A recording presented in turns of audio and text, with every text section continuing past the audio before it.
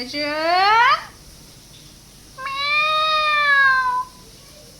তোজো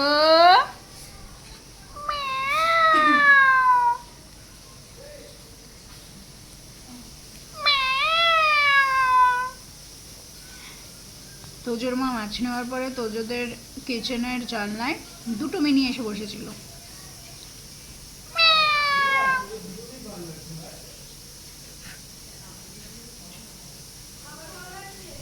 তোজো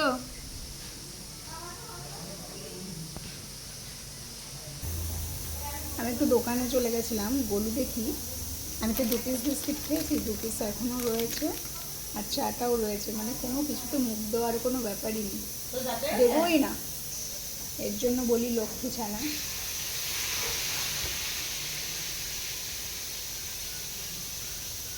এই তোর কি লজ্জা লাগছে? হ্যাঁ, জন্মের 1 বছর পর থেকে তুমি ক্যামেরা দেখে দেখে বড় হলে, আর এখন তোমার লজ্জা লাগছে? হ্যাঁ, আমার তোজোর বয়সী সব বাচ্চাদের বলবো না, অনেক বাচ্চাদের ছানাপোনা হয়ে গেছে, আর উনি এখন আমাদের কাছে ছানা। কখন খাবেলে, কখন নানু করবেলে, কখন ঘুমাবেলে, কেন ঘুমাচ্ছে নালে? হ্যাঁ ছানা। ওই বলছিস কেন?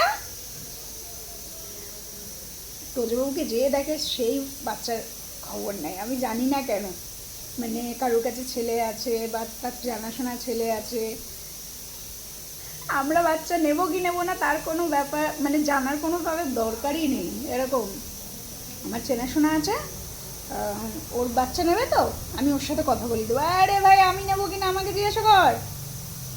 আজব পাবলিক ভাই।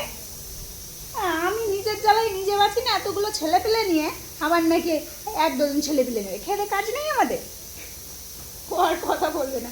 এনে দেখি ফ্রিজে গিয়ে যায়, চল চল চল। খাবি না? খাবি খাবি? দই আছে, কালকে মা আবার দই পেটেছে। কালকে 2 বাটি দই খেয়েছি, তারপরে আবার দই পেটেছে না।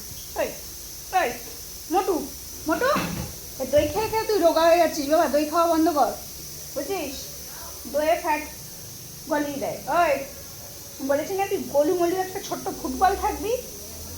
ও মা, দইয়ের কথা বলেছি, এটা তো এরকম করছে। এই আবার দই দিয়ে খই দিয়ে গেছে। এ দাদা আমি যে দইয়ের কথা বললাম,